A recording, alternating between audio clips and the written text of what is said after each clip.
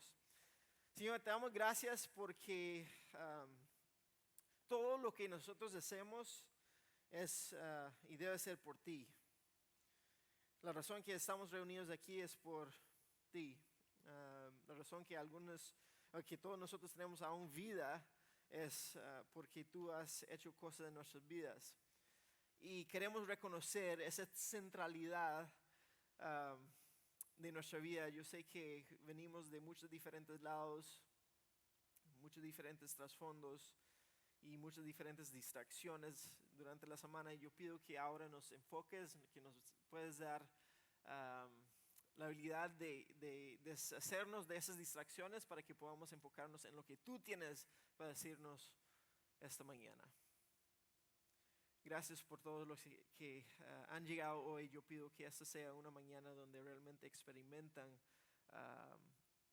transformación en su vida por lo que tu Espíritu está haciendo a través de tu palabra. Es en tu nombre que oramos. Amén. Bueno, si no he tenido la oportunidad de conocerles, mi nombre es Robbie y yo sirvo como el pastor de Grace Church en español.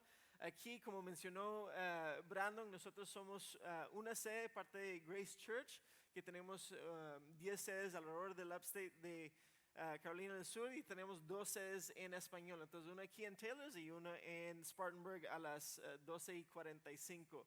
Entonces, una de las razones que nosotros tenemos ese modelo es para que nosotros podemos ser congregaciones que se encuentran dentro de nuestras comunidades. Entonces, si vamos a ir a la escuela de nuestra comunidad, si vamos a trabajar en nuestra comunidad, ¿por qué no también vamos a ser parte de una iglesia local en nuestra comunidad? Y la razón es porque nosotros queremos ser personas que realmente estamos impactando la comunidad que está alrededor de nosotros con la verdad del evangelio que Dios nos ha dado. Y en realidad eso es lo que vamos a seguir viendo hoy.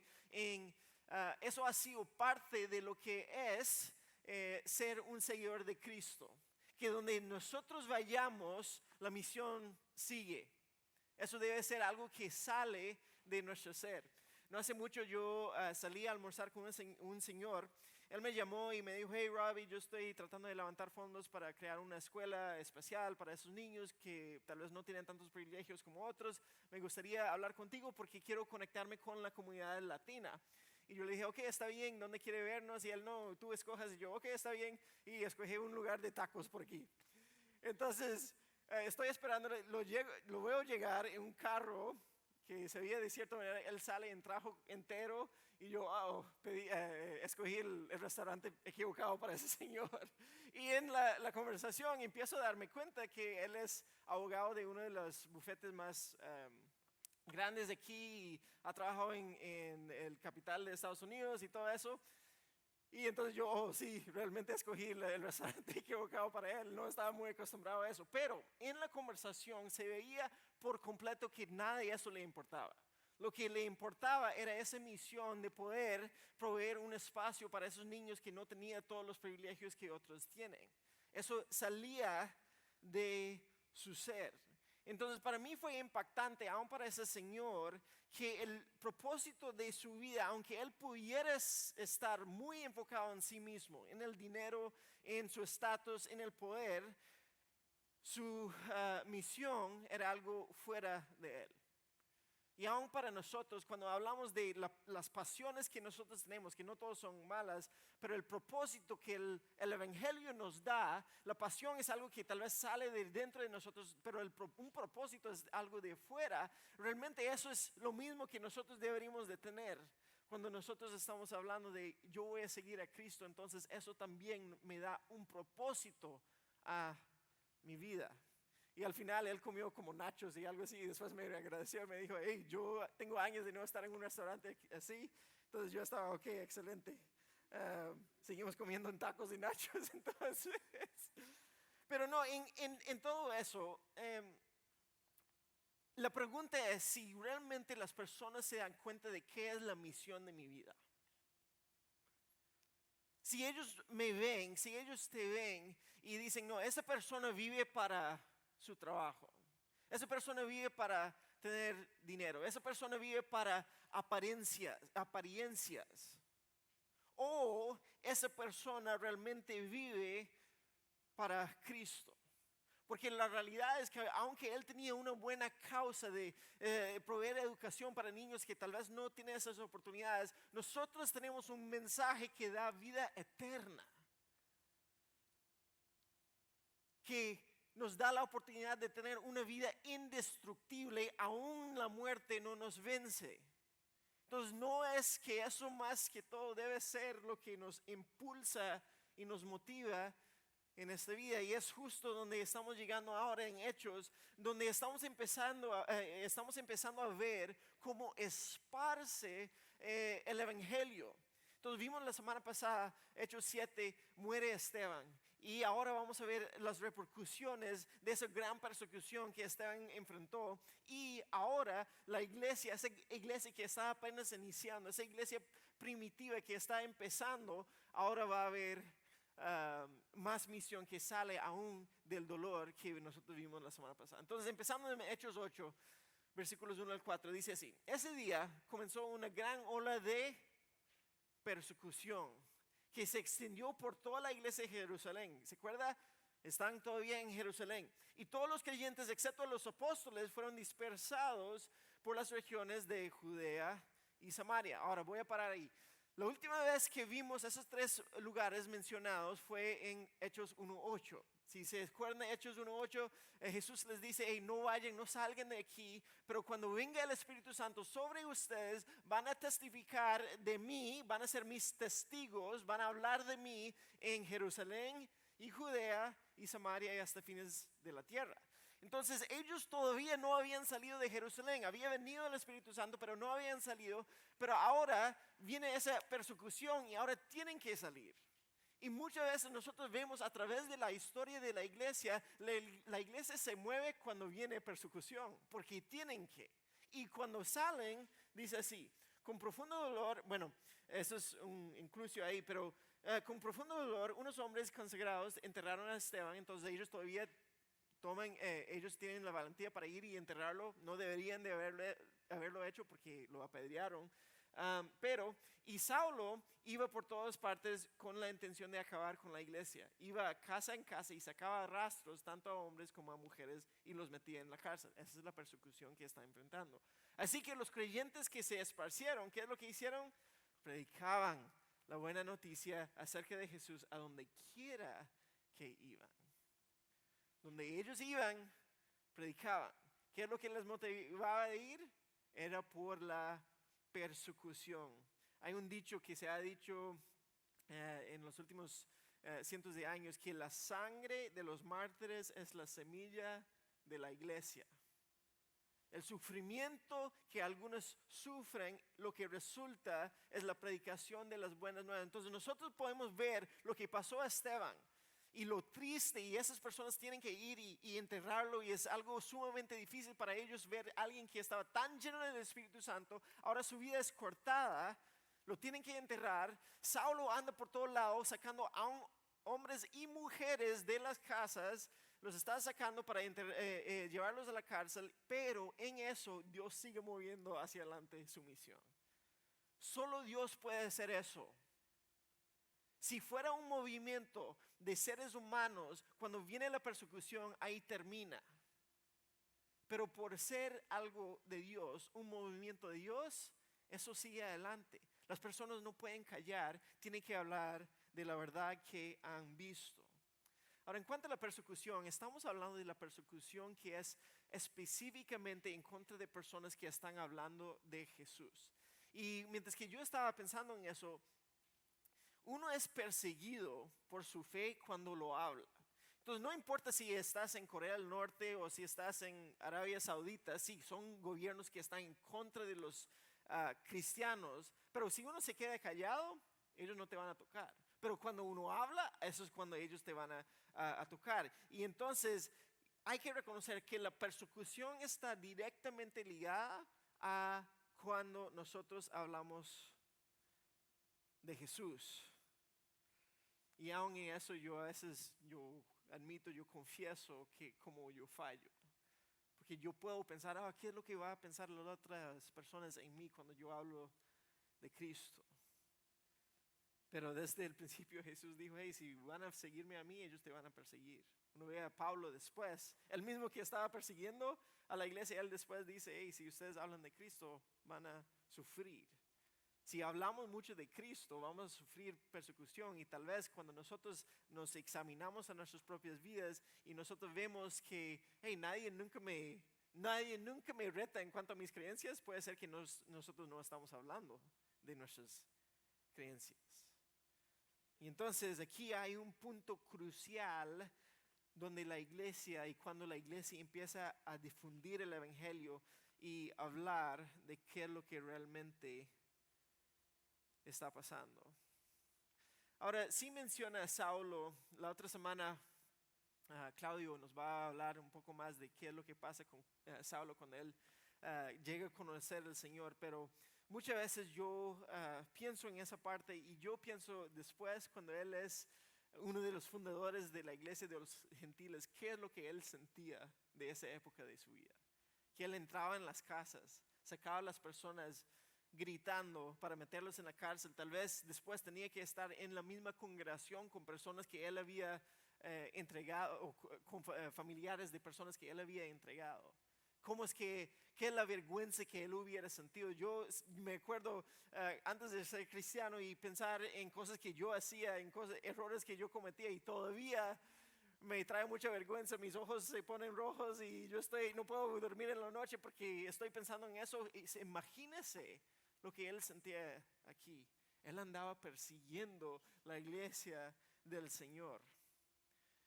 Y entonces vemos el contexto de la iglesia en ese momento. Los sentimientos están al borde, todos están bajo mucha tensión, no saben qué es lo que deben de hacer, qué es lo que no deben de hacer. Y entonces los apóstoles se quedan en Jerusalén y los otros se van. Entonces vamos a tener algunos ejemplos de cómo eso se veía mientras que ellos se esparcían. Versículo 5. Felipe, por ejemplo, se dirigió a la ciudad de Samaria y allí le contó a la gente acerca del Mesías. Las multitudes escuchaban, y quiero que ven eso, atentamente a Felipe, y porque estaban deseosas de oír el mensaje y ver las señales milagrosas que él hacía. Muchos espíritus malignos fueron expulsados, los cuales gritaban cuando salían de sus víctimas. Muchos que habían sido paralíticos o cojos fueron sanados, y así que hubo mucha alegría en esa ciudad. Entonces tenemos personas que están escuchando atentamente, están deseosas y están viendo, y después están reaccionando con alegría. Ahora, vea dónde están ellos. Están en Samaria. Ya no están en Jerusalén. ¿Qué es lo que pasó? En Jerusalén viene Jesús, hace todos los milagros. Él muere, resucita, aparece un montón de personas, asciende. Después los apóstoles están haciendo milagros, están sanando. ¿Y qué es la respuesta de los judíos en Jerusalén? Rechazan todo.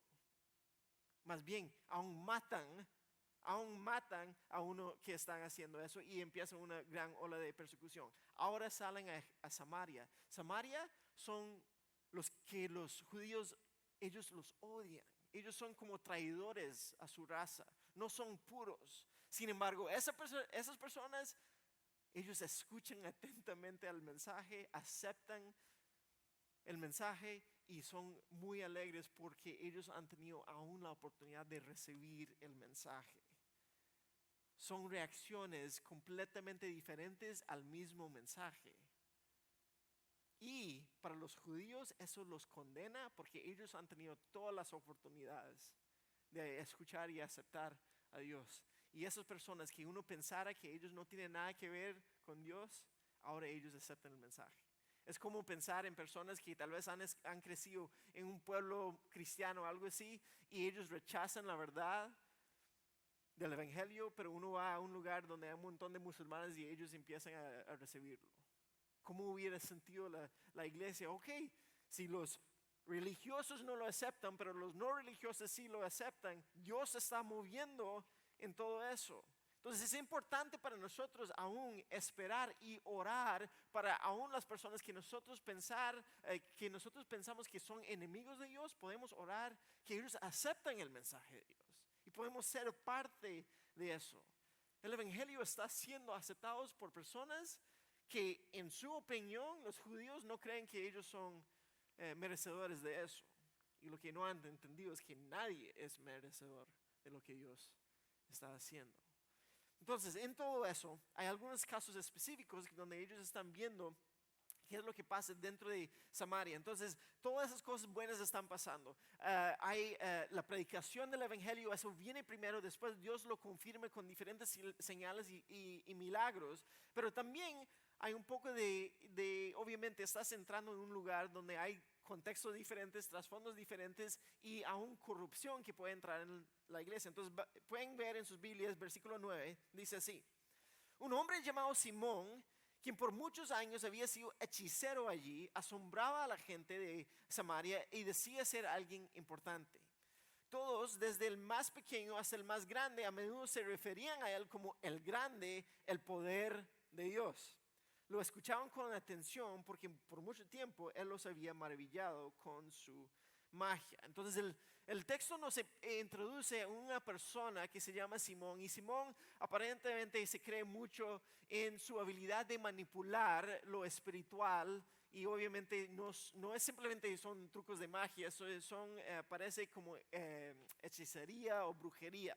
Ahora, nosotros venimos de un lado, cuando uno está enseñando eso, tal vez los de las sedes en inglés, ellos no entienden todo eso, pero yo sé que nosotros venimos de otro lado, donde nosotros experimentamos ese tipo de cosas dentro de nuestro contexto. Entonces, ahí es básicamente una persona que tiene mucha influencia porque ha manipulado a las personas a ver que él tiene poder espiritual. Obviamente, no todo poder espiritual es un poder bueno. Eso es lo que el texto quiere hacernos ver. Más bien, nosotros vemos eso, vemos personas que están bajo ese tipo de hechicería y brujería, y vemos que es una esclavitud en realidad. Pero, versículo 12, ahora la gente creyó el mensaje de Felipe sobre la buena noticia acerca del reino de Dios y del nombre de Jesucristo. Antes veían a Simón, creían en él, creían en lo que él estaba diciendo, escuchan la buena noticia, y ahora ¿qué es lo que hacen? Creen en el reino de Dios, creen en el nombre de Jesucristo. O sea, hay más poder, o pueden observar que hay mucho más poder en esto nuevo que lo que estaban acostumbrados a ver en ese momento. Como resultado, se bautizaron muchos hombres y mujeres. Ellos dicen, queremos ser parte de la iglesia. Luego, el mismo Simón creyó y fue bautizado. Comenzó a seguir a Felipe por todos lados, a todos lados, los lugares a donde él iba, y estaba asombrado por las señales y los grandes milagros que Felipe hacía. Entonces hay algún avivamiento que está pasando dentro de este pueblo. Ellos están aceptando a Jesús, están aceptando al reino de Dios. Y en eso, como vemos aquí, el texto está demostrando eso nuevo. Lo que viene de Jesús es mucho más poderoso de cualquier otra espiritualidad, religiosidad, hechicería, brujería que esas personas están acostumbrados a ver. Ahora, quiero que notamos algo primero. Antes de todas las señales, todos los milagros, lo que vemos es la predicación del evangelio. Todo se apunta hacia Cristo Jesús. Es ahí donde uno encuentra todo el poder. Es donde nosotros tenemos que reconocer, no hay nada de poder en nosotros. Lo que nosotros tenemos es un mensaje que cambia vidas, y por eso nosotros podemos, igual como Felipe, hablar ese mensaje. Testificar, eso es ser testigo de lo que Dios ha hecho en nuestras vidas. Y a veces la gente lo acepta, como lo estamos viendo en Samaria, y a veces la gente no lo acepta, como lo estamos viendo en Jerusalén. Pero uno no controla eso. Lo que sí uno tiene que hacer es reconocer el poder del evangelio y hablarlo. Y creo que es sumamente importante para nosotros porque si nosotros conocemos a Cristo, si nosotros sabemos qué es lo que Él ha hecho en nuestras vidas, ¿por qué no lo hablaríamos? ¿Por qué no lo vamos a hablar? Eso debe ser parte de lo que nosotros hacemos. Cuando algo bueno nos pasa, ganamos algo, nos dan un raise en el trabajo o algo así, ¿qué es lo que hacemos? Nosotros hablamos con las personas.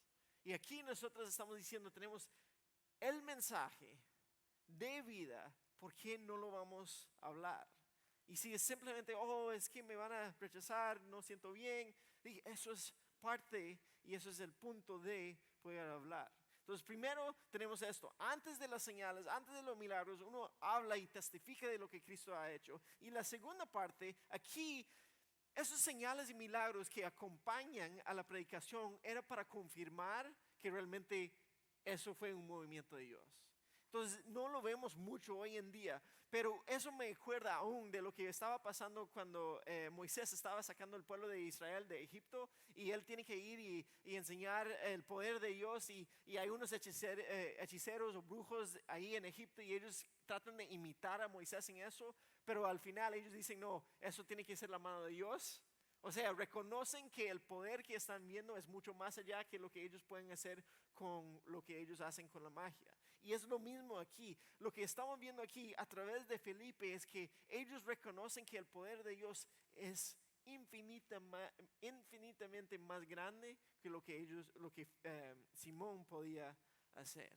Y lo que nosotros tenemos que hacer, tal vez no en cuanto a señales y milagros y todo eso, pero hay que vivir de una manera que demuestra que lo que nosotros tenemos en nosotros, el Espíritu Santo, es algo mucho más allá, infinitamente más, mucho más grande que lo que este mundo puede ofrecernos.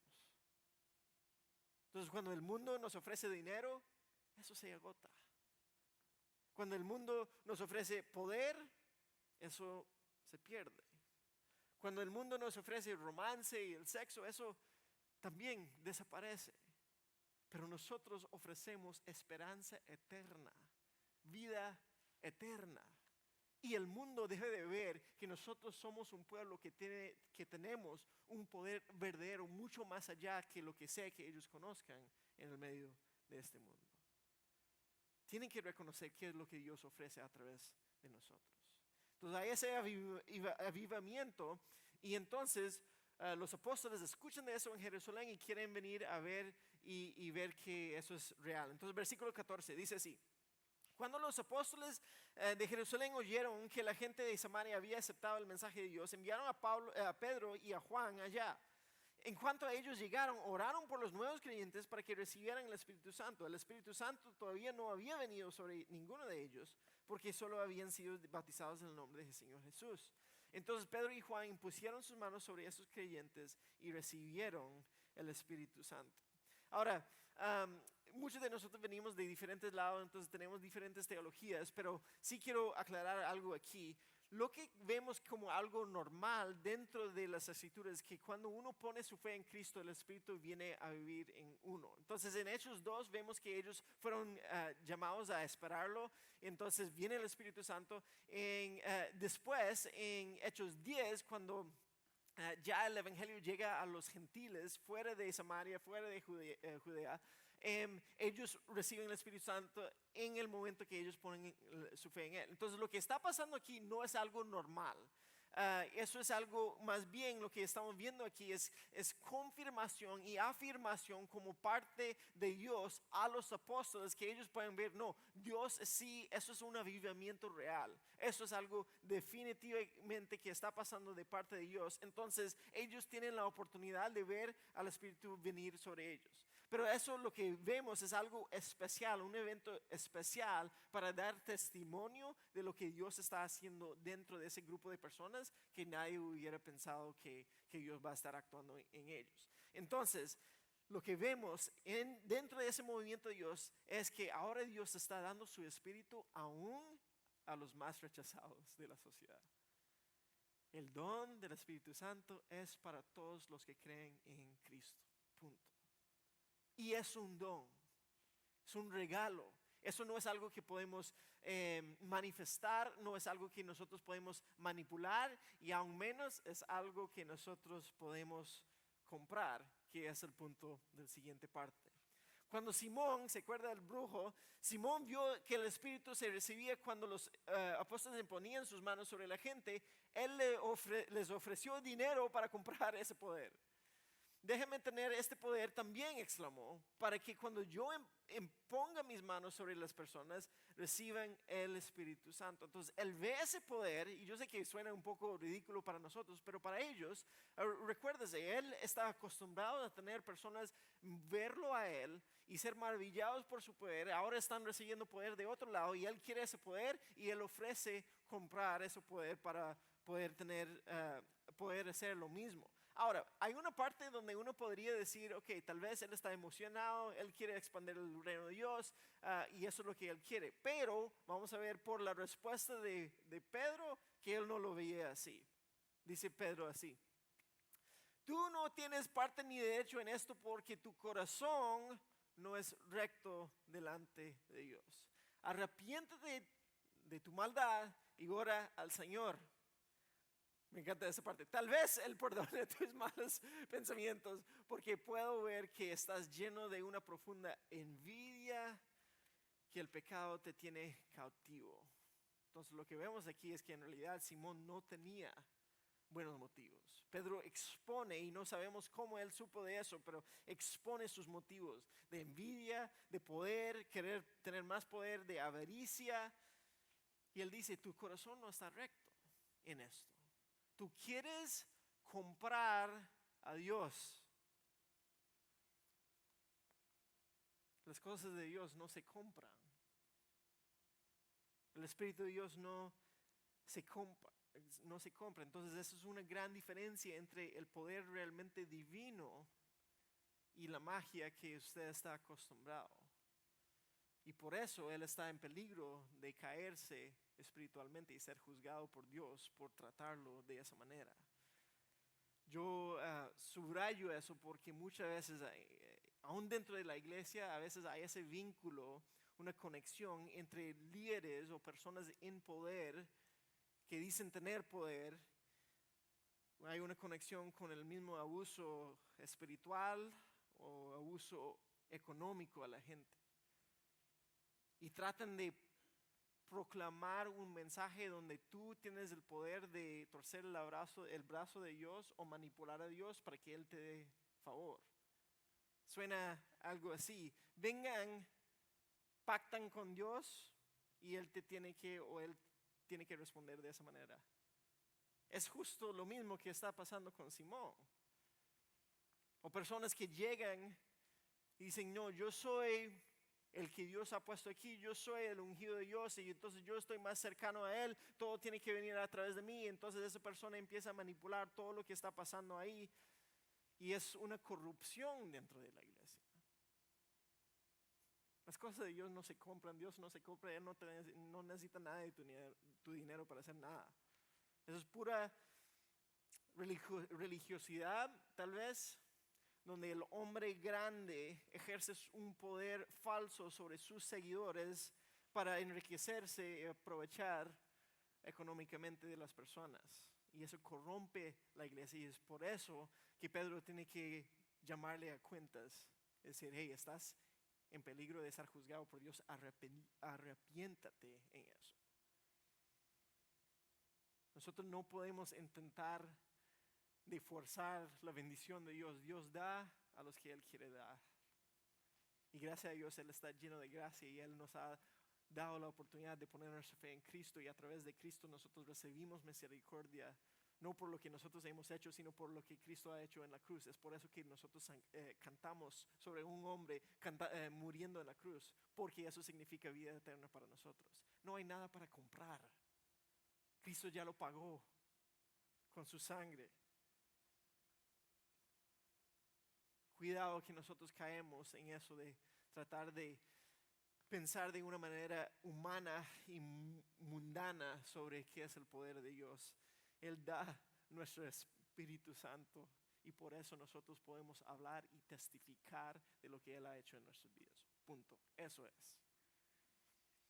Entonces, versículo 24 dice, Simón, oren al Señor por mí, que no me sucedan esas cosas terribles que has dicho. Obviamente le da miedo lo que Pedro le dice.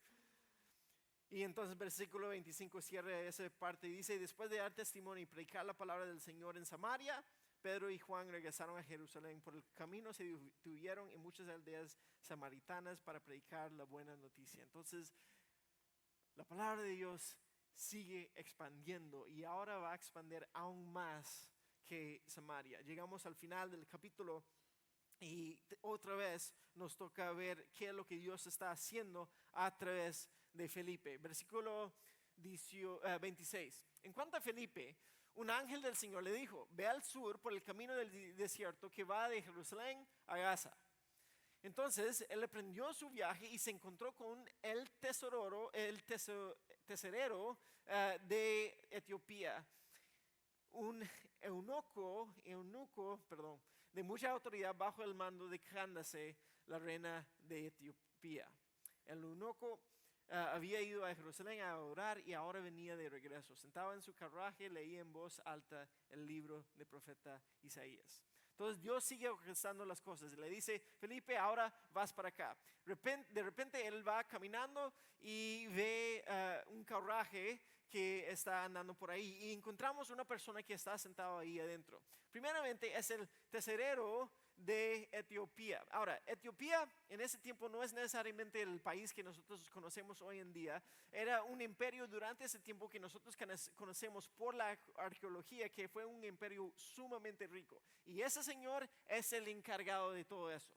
No solamente eso, él lo describen como eunuco. Esa es una persona que ellos tenían que confiar de manejar básicamente todo el harén de las de los reyes en ese tiempo del imperio. Entonces, para proteger a las mujeres y evitar cualquier confusión de lo que está pasando, ellos castraban a sus hombres. Pero tenían mucho poder y está manejando todo el dinero del imperio de ese Candace, que es un título de la reina de Etiopía en ese momento. No solamente eso, lo encontramos justo unos 1000 millas de donde él es el tesorero o tiene su puesto. Eso significa en esos días 5 meses de viaje de ida y 5 meses de viaje de vuelta. Entonces, cuando uno piensa en eso, estás hablando de un señor que tiene mucho poder, mucha influencia y ahora tiene que planificar un viaje de 10 meses, todo para ir a Jerusalén. Y no sabemos por qué. Él no es judío. Entonces él de alguna manera había escuchado del templo, no sé si fue muy bonito, quería ir a verlo, tenía que planificar todo eso. Y antes de su viaje, si eso fue hace 10 meses o 6 meses o algo así, no hubiera escuchado de Jesús ni todo lo que está pasando. Entonces, por alguna razón, ese señor anda por ahí, va a Jerusalén, tal vez no encuentra a Dios ahí, entonces va saliendo de Jerusalén, pero él sí está buscando a Dios. Entonces, ¿qué es lo que Dios hace? Él provee la manera para que él pueda escuchar a Dios. Le dice a Felipe: vaya ahí. Y mientras que él está en su carruaje, él está leyendo el libro del profeta Isaías. Cuando salieron,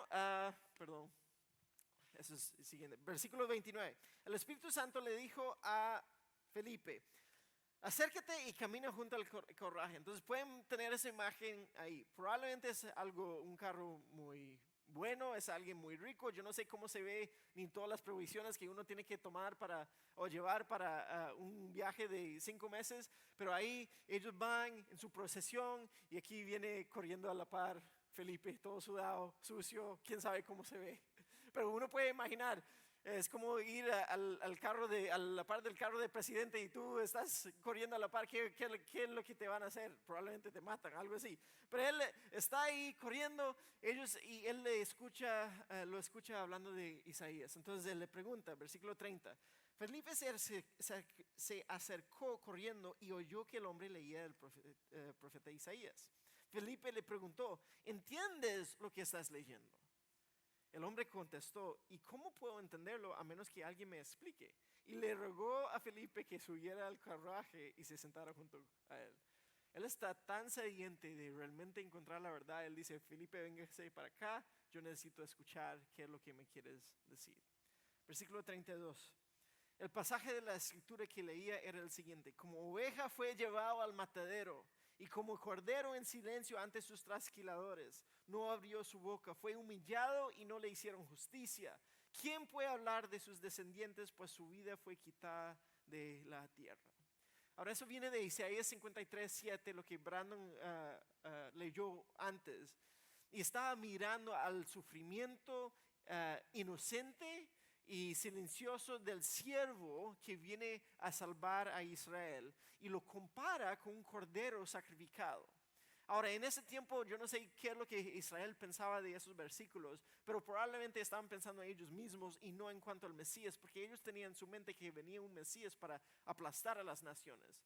Pero encontramos en las Escrituras que venía el Mesías para sufrir para nosotros, para dar su vida para nosotros. Y entonces el mismo el etiopí, él está preguntando de quién estaba hablando. Entonces, ¿qué es lo que hace Felipe? Versículo 34, el eunuco le preguntó a Felipe, dime, ¿hablaba el profeta acerca de sí mismo o de alguien más? Entonces, ¿qué es lo que hace Felipe? Comenzando con esa misma porción de las Escrituras, Felipe le habló de la buena noticia acerca de ¿quién? De Jesús. Uno ve que todo lo que está pasando en esa historia, Dios está orquestando perfectamente para que ese Señor pueda escuchar de Jesús. Jesús es el centro de todo el propósito de todo eso. Y cuando ese hombre puede poner su fe en Jesús, entonces eso puede cambiar su vida. Y yo me pongo en los zapatos de Felipe, yo no sé si yo estoy tan dispuesto como Felipe a hacer lo que sea que Dios me pide, arriesgarme de esa manera para hablar de Jesús. Yo no sé si nosotros como pueblo de Dios estamos muy dispuestos a poder ponernos en situaciones incómodas para hablar de Jesús, pero esa debe ser nuestra motivación. Y aún si vamos a ser sensibles a la voz de Dios para que nosotros podamos escuchar y decir, hey, esa persona necesita escuchar de Jesús, voy a ir y compartir con ellos. Ahora, muy pocas veces Él te va a hablar en voz audible. Puede ser que sí, yo nunca lo he experimentado, pero uno puede ver y ser consciente de personas que necesitan escuchar de Jesús. Entonces Él les explica de Jesús, versículo 36, mientras iban juntos, llegaron a un lugar donde había agua y el eunuco dijo, mira, allá hay agua, ¿quién pide que yo sea bautizado? Ordenó que detuvieran el carruaje, descendieron al agua y Felipe lo bautizó. Bautismo, como lo hablamos, es símbolo y señal que ahora uno pertenece a Jesús y lo hace públicamente. Ese Señor, en el momento que Él escucha las buenas noticias de lo que Dios ha hecho por Él a través de Jesús, Él dice, yo quiero seguirle y quiero demostrar a través de mi vida, a través de esa acción que quiero seguirle a Jesús. Él sabe que ese es el próximo paso que Él tiene que tomar. Y aún para nosotros, cuando nosotros decimos que no, yo sigo a Cristo, entonces el bautismo es parte del proceso, es parte de tomar un paso para seguir a Jesús, de bautizarse. No me quiero poner enfrente de toda la gente. Bueno, eso es parte de bautizarse, para decir, ahora públicamente yo pertenezco a Jesús, he muerto con Él y ahora estoy resucitado por lo que Él ha hecho en mi corazón. No es un acto que te salva, pero es un acto que demuestra la salvación que Él ha obrado dentro de tu corazón y dentro de ti. Entonces, dice así para terminar, cuando salieron del agua, el Espíritu del Señor arrebató a Felipe. Hubiera encantado ver eso, no sé, ¡fum! Desaparece. El eunuco nunca más volvió a verlo, pero siguió su camino con mucha alegría. Él ha encontrado que es la verdad. Entre tanto, Felipe se encontró más al norte en la ciudad de Azoto, predicó la buena noticia allí, también una vez más predicó la buena noticia allí y en cada pueblo a lo largo del camino hasta que llegó a Cesarea, donde Felipe está predicando el Evangelio. Donde van los seguidores de Cristo, la misión sigue. Eso es nuestro propósito. Eso es lo que Él nos ha dado a hacer. Entonces, en todo ese capítulo vemos esa actividad continua de la expansión del reino, con la guía del Espíritu Santo, con Dios orquestando todo, y en el medio de eso encontramos un Felipe fiel hablando del Señor. Y yo me imagino que eso es solo un ejemplo de lo mucho de lo que estaba pasando dentro de la iglesia, porque al inicio decía, Cuando ellos salían, ellos seguían predicando las buenas noticias. Entonces, para nosotros, ¿qué significa esto? Yo termino con esto. Hay que dejar que la misión de Cristo cautive nuestra imaginación, igual como las cosas del mundo nos cautivan. Yo me conozco, yo puedo obsesionarme por un nuevo hobby, algo que me gusta ver, mis intereses, porque me cautiva mi imaginación. ¿Qué es lo que yo puedo hacer eso? ¿Qué es lo que pasa si yo invierto aquí? ¿O qué es lo que puedo hacer si yo puedo ir a jugar esto? Pero es lo mismo que nosotros tenemos que dejar que la misión que Cristo nos ha dado entre en nuestro corazón y al punto donde vemos que todo lo demás, no es que negamos todo lo demás, pero todo lo demás llega a ser canales por donde nosotros podemos realmente vivir nuestra vida en propósito, con un propósito, en una misión. Entonces el trabajo sí provee para la familia, pero también es un ambiente donde yo puedo predicar el evangelio de Cristo, con mi vida, con palabras. Mi escuela llega a ser un ambiente donde yo puedo ser sal y luz. Y mi familia, cómo yo dirijo a mi familia, a mi esposa, a mis hijos, cómo yo ayudo y estoy a la par de mi esposo y cómo crío mis hijos. Todo eso llega a ser un ambiente donde ustedes están diciendo, no, el propósito de mi vida es Cristo. Esa es la misión que Él nos ha dado. Pero para hacer eso significa que nosotros deberíamos de tener prioridades divinas en nuestras vidas. Que estructuramos nuestras vidas alrededor de qué es lo que significa seguir a Cristo. Estando en comunidad, leyendo sus Biblias, orando, practicando las disciplinas espirituales, conociendo a las personas, hablando con las personas de Cristo. Y Dios conoce quiénes van a ser abiertos para recibir ese mensaje y conoce quiénes no van a ser abiertos, estar abiertos para recibir ese mensaje. Pero eso no es nuestro trabajo. Nuestro trabajo es que vivamos en la misión que Cristo nos ha dado. Entonces creo que el reto para nosotros después de ese texto es lo siguiente: donde sea que nosotros vayamos, que la misión nos siga. Que donde sea que tú y yo vamos en nuestra vida diaria, que ese sea el propósito de nuestra vida.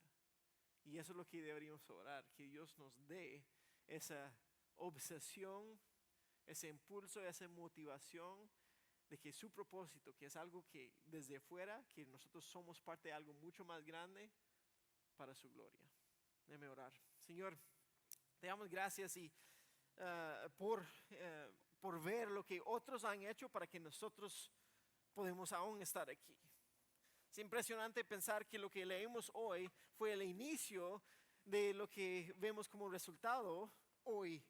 Personas de 18, 19 diferentes países, en otro lado del mundo, hablando diferentes idiomas, pero todo porque había personas que estaban enfocados en tu misión. No sabemos cuál es el resultado de nosotros hacer lo mismo. No sabemos el impacto que mi vida, que nuestras vidas van a tener en 5, 10, 50, 100, 150 años. Pero lo que sí sabemos es que nos has dado una misión, un propósito para vivir. Y yo pido que nosotros podamos tener la valentía, que podamos tener la sensibilidad de ver las oportunidades, que podemos realmente ser completamente motivados e impulsados a seguir en tu misión. Señor, sin ti no lo podemos hacer y por eso te damos gracias. Gracias por tu Espíritu, que es un don, que es algo que nos has dado. Y a la vez, Señor, pedimos también que nos protejas de la corrupción dentro de nuestra comunidad, que nos des la valentía de poder enfrentarlo y seguirte como deberíamos. Te amamos, Señor. Es por eso que estamos y ahora queremos responderte en oración. Es en tu nombre que oramos. Amén.